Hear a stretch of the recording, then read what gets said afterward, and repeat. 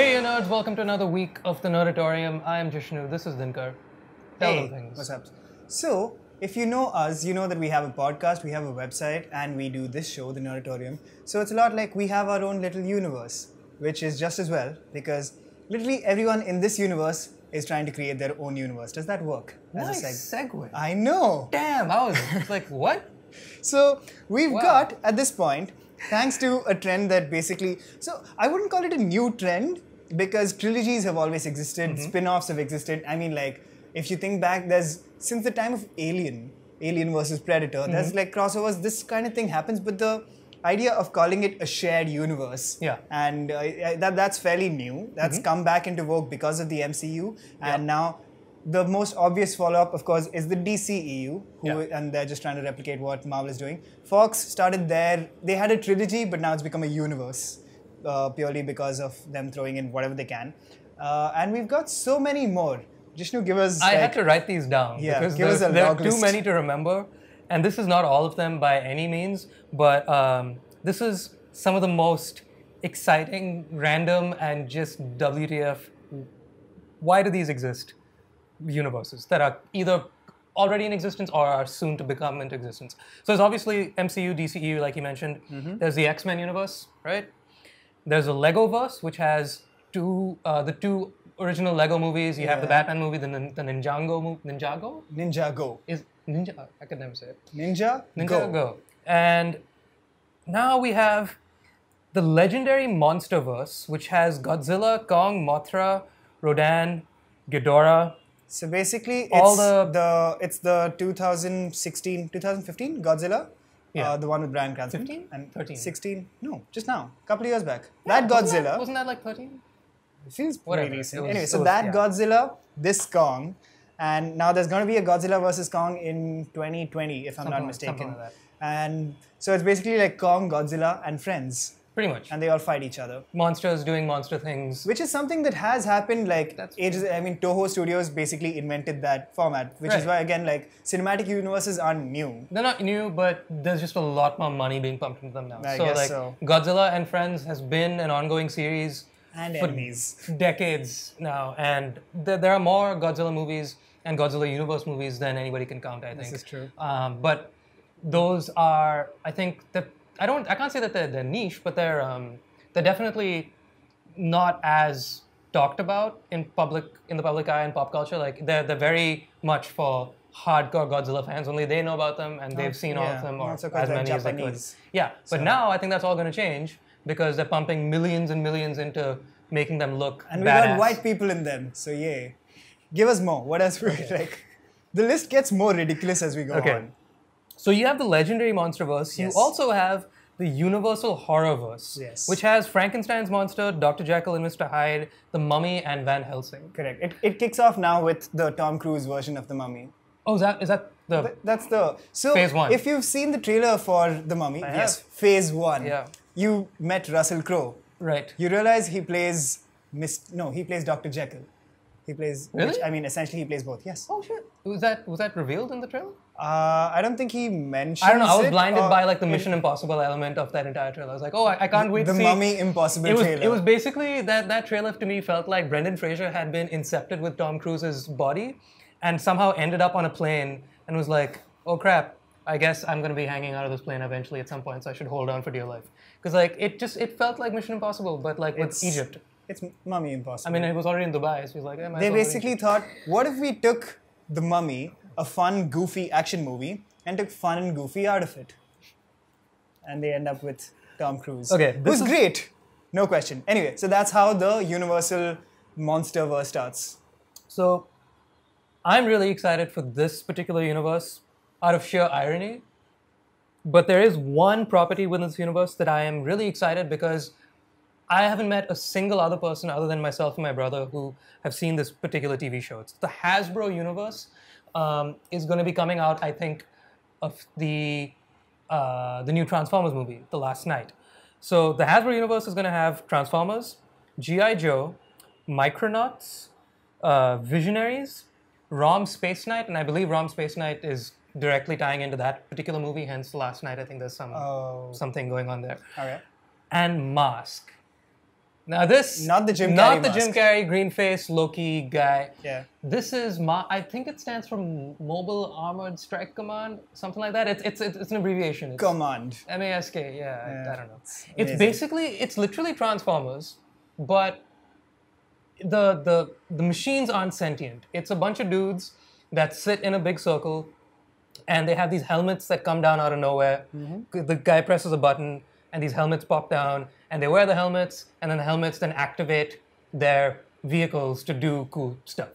So like the main guy is called Matt Tracker, and he has this like Corvette-looking car, and he puts his helmet on, and then the car's wings, or rather the doors open up sideways. They become wings, and they shoot lasers out. And what I'm really excited for, the only reason I give a damn about this new Transformers movie is because remember the racist twin from like the last one, or maybe the one before that? A couple ago? There were these I tiny haven't small watched robots. Transformers since 2. I know all of this information purely from like trailers and I clips. envy you so much. Why would you? So there were these two racist stereotype robots in one of the Transformers movie that were just really annoying. And they've replaced that guy now, or those guys, with this new robot guy. I forget what he's called. He's not called Bebop. Not Bebop. Bebop? No. Bebop is Bebop's from the Ninja Turtles. He's called... And his friend Rocksteady. He's called something else stupid. He's a character from Mask. And he's basically Matt Tracker, the main leader of that gang's son's R2-D2, essentially. But you can ride him like a motorcycle. What is happening right now? Literally, that is exactly what happens. He looks like R2-D2. He's a little droid. He's sassy as all hell. He speaks English, but in like a kind of a way. Very much like Chopper from Star Wars Rebels. He's very sassy and like has a whole lot of one-liners and things like that. But his whole reason for existence, other than like to be BFF with the main dude's son, is that whenever the son ends up getting into trouble, as he does in every episode, he then just tells this little droid, hey, turn into a motorcycle so I can hop on your back. And then like his hands fold up like this, and like he vrooms on the hands and he rides away. What I like. Exactly, it's really stupid, It's but like I love this the show for words some you're reason. speaking are I know, English, it makes but no they sense. make no sense. That's why I loved it, okay? But more than anything else, it's one of the most amazing 80s theme songs I have ever heard. I'm gonna put a link to that in the description below, because nobody I know has any idea what I'm talking about. have no idea what you're talking about. I love to talk about Mask at any opportunity I get, and I don't get enough opportunities, which is why there's a lot of pent-up excitement in me, because man, that was a fun show. For no good reason. This guy's name is Matt Tracker. Matt Tracker. Yeah. Matt Tracker. Matt Tracker. Like a VFX artist.